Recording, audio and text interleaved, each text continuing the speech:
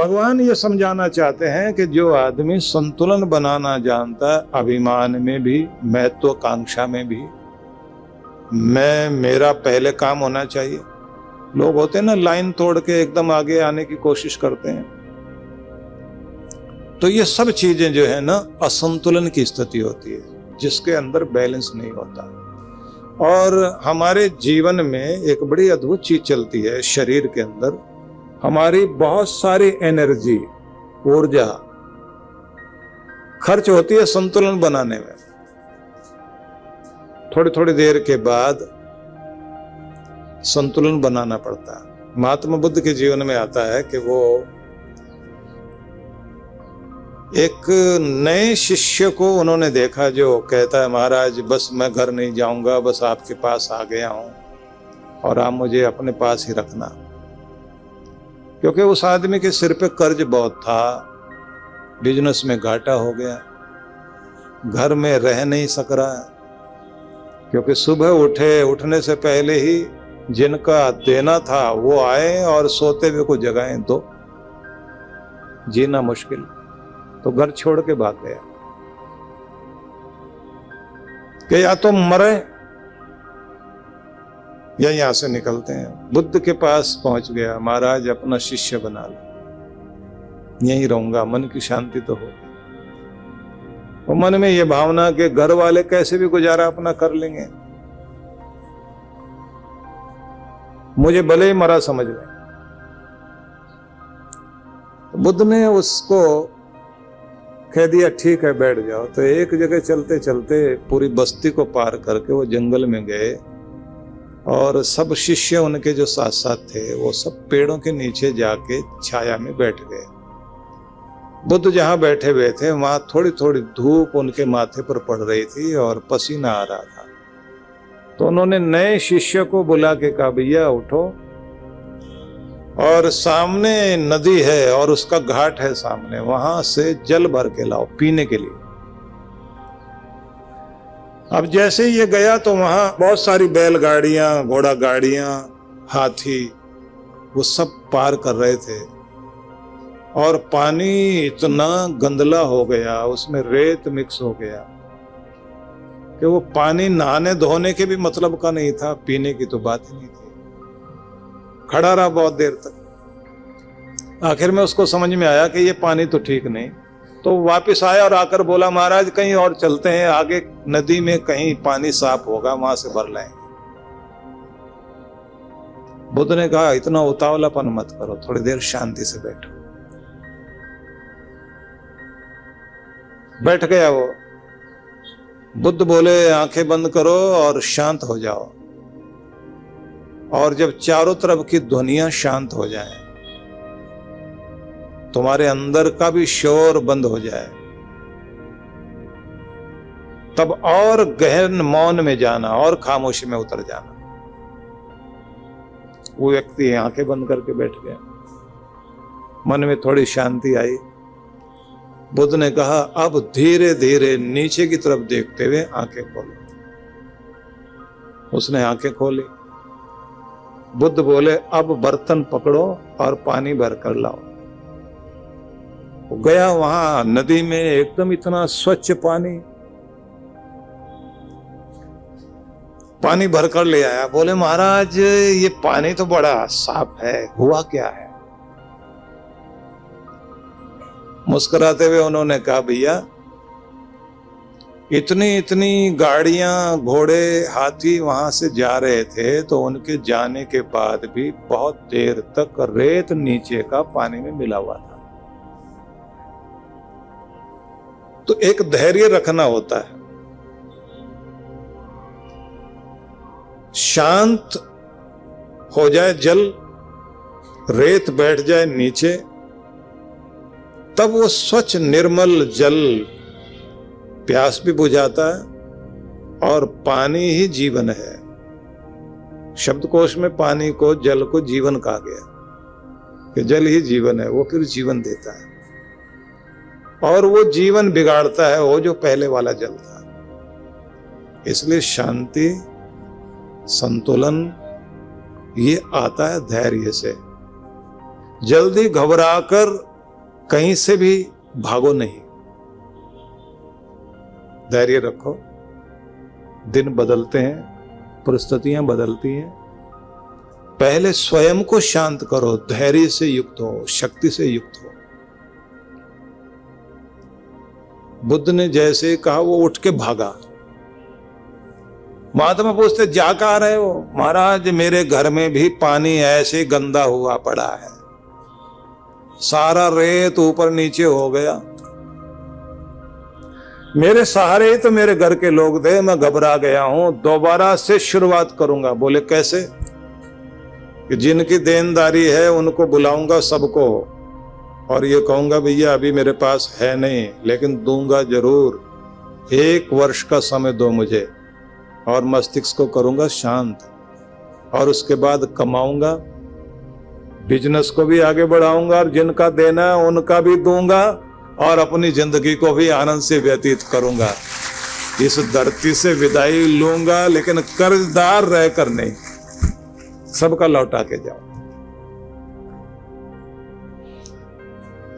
बुद्ध मुस्कुराते रहे, और जब वो जा रहा था तो एक शिष्य उसके साथ साथ थोड़ी दूर गया और उससे बोले, गुरु ने अपने लिए पानी नहीं मंगाना था, गुरु की तो सेवा में ही मेवा मिल जाता है, कोई ना कोई तरीका मिल जाता है। ऐसे ही तो सिखाते हैं वो, ऐसे ही तो बताते हैं कि कैसे जीवन की समस्याओं का समाधान करना है। तो गुरु देता है संतुलन। तो ये चर्चा चली थी कल, तो मैं अटक गया समत्वम योग उच्यते पर, कि संतुलन ही योग है। तो इसलिए मैं उस श्लोक को नहीं छेड़ता, वो तो कल चर्चा हो गई। अब आगे बढ़ते हैं। ये वो श्लोक हैं जिन्हें कहा जाता है कि सुबह उठ करके आदमी को 5 श्लोक बोलने चाहिए, जिनमें पहला श्लोक तो यही है, योगस्थो कुरु कर्माणि संगम त्यक्त्वा धनंजय। तुम आसक्ति का परित्याग करके मुझसे जुड़कर, मेरे प्रेम से, मेरी शांति से जुड़कर अपने कर्मों में लग जाओ। सिद्धि असिद्धि, सफलता असफलता, दोनों के बीच संतुलन बनाओ, क्योंकि संतुलन ही योग है। ये भगवान ने संदेश दिया। सुबह उठकर इस पर चिंतन करना चाहिए और ध्यान रखना चाहिए कि मुझे संतुलन, साधना और शांति बनाए रखनी, और अपने कर्म क्षेत्र में पूरी शक्ति के साथ लग जाना है। शक्ति के साथ लगने का तरीका यही है, बैलेंस बनाए रखो, आपे से बाहर मत हो, आपा मत खो। इसको बोलते हैं सामान्य भाषा में, यही कहा जाता है। सामान्य भाषा में ये ही बोला जाता है जो मैंने अभी कहा कि न किसी के अभाव में जियो, न किसी के प्रभाव में जियो। याद कर लेना, न किसी के अभाव में जियो, न किसी के प्रभाव में जियो। ये जिंदगी है आपकी, जियो तो जियो अपने खुद के स्वभाव में जियो। हमारा खुद का स्वभाव, निज स्वभाव क्या है, वो जो लेकर आप इस दुनिया में आए हो, वो स्वभाव। मतलब बचपन में जैसे आपके अंदर एक खास चीज होती है, उल्लास में रहना, शांति में रहना, ऊर्जा में रहना, मधुरता में रहना, मुस्कुराते रहना, और दूसरों को भी मुस्कुराने के लिए मजबूर कर देना। ये बच्चों का ही काम है, यही है आपका स्वभाव। बस इसमें टिके रहो, क्योंकि हम दूसरों के संग में आकर के अपने निज स्वभाव को भूल बैठे हैं। कोई ना कोई होता जरूर है जो आपके निज स्वभाव को खराब कर देता है। भड़काने वाले होते हैं ना। भगवान कृष्ण ने गीता में एक जगह कहा ना, अनुद्वेग करम वाक्यम सत्यम प्रिय हितम चयत। बोलना भी एक तप है। कहते हैं कि भड़काऊ भाषा का प्रयोग जो न करे वो तपस्वी है, वाणी का तप करता है। कुछ भी हो, ना खुद भड़के ना भड़काए। सत्य प्रिय हितम चयत, सच को कहे लेकिन हितकारी और प्रिय वचनों का प्रयोग करते हुए। एकांत में अकेले बुलाकर कान में प्रेम पूर्वक कहे हुए हित वचन जो सत्य से जुड़े हुए हों वो हृदय को अच्छे लगते हैं। और भंडा फोड़ वाला सबके सामने ले जाकर चोट पहुंचाना, अपमानित करना और कहें हम तो सच कह रहे हैं, वो सच नहीं होता। वो चोट पहुंचाना, अपमान करने का तरीका होता है। गलतियों से जुदा तू भी नहीं, मैं भी नहीं। गलतियों से जुदा तू भी नहीं, मैं भी नहीं, दोनों हैं इंसान, खुदा तू भी नहीं, मैं भी नहीं। तू मुझे, मैं तुम्हें इल्जाम देते रहे मगर अपने अंदर जागता तू भी नहीं, मैं भी नहीं। गलत फहमियों ने पैदा कर दी दोनों में दूरियां। गलत फहमियों ने पैदा कर दी दोनों में दूरियां, वरना बुरा तू भी नहीं, बुरा मैं भी नहीं। यही तो है दुनिया का हिसाब किताब। इसलिए गीता अमृत है और गीता अमृत के साथ कहने वाले को भी न्याय करना पड़ता है, सही ढंग से उसको व्यक्ति प्रस्तुत कर सके। तो अगला श्लोक लेते हैं जो सुबह आपने उच्चारण करना। उद्धरेदात्मनात्मानं न आत्मानं अवसादयेत्, आत्मेव ह्यात्मनो बंधुरात्मेव रिपुरात्मनः।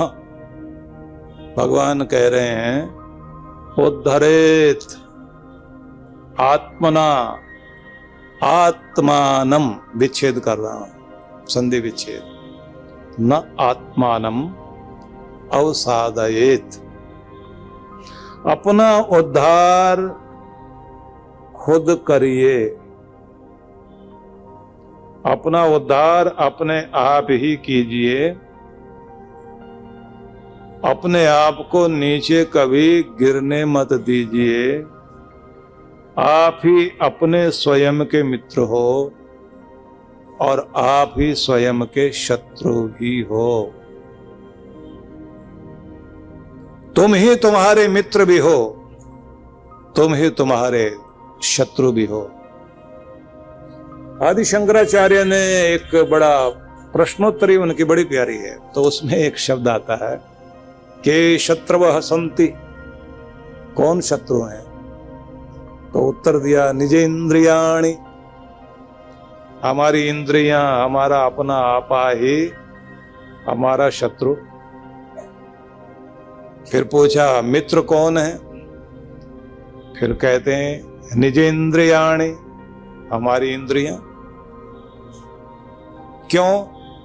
जितानि यानि, अगर उनको जीत लिया तो ये तुम्हारे मित्र हैं, और अगर तुम अपनी इंद्रियों से अपने आपे से ही हार गए तो फिर तुम्हारी इंद्रियां ही तुम्हारे लिए दुश्मन है। इसलिए तुम अपने घोड़ों को अपने इशारों पर चलाने वाले बन जाओ।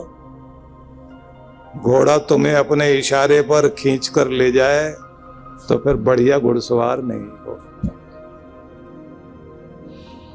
याद रखना एक बात, कितने भी समझदार बुद्धिमान आप बन जाएं,